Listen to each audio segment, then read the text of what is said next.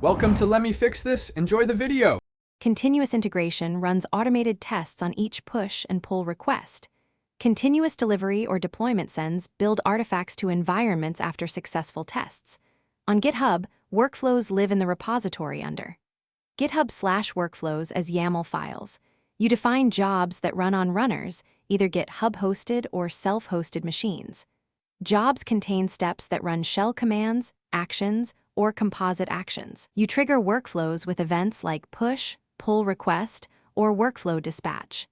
Use protected branches and required status checks to enforce CI before merging changes. Start by creating a YAML file under GitHub/workflows, for example, YAML. In the file, specify triggers such as push, pull request, and workflow dispatch for manual runs. Define a name and a job section that declares each job to run. For each job, set runs on to a runner like Ubuntu latest or self-hosted.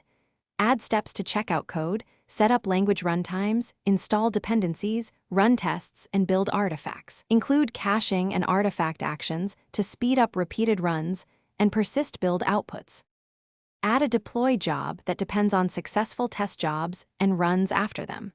Configure the deploy job to use environment protection and required reviewers for manual approvals. Store credentials, tokens, and keys in GitHub secrets and reference them in workflow steps. Use conditional steps to deploy only on main or specific tags, like when tag starts with V. Monitor workflow, runs in the Actions tab, and set notifications for failures or successful releases. Regularly update actions and pin versions. Thanks for watching. If you found this helpful, don't forget to like and subscribe.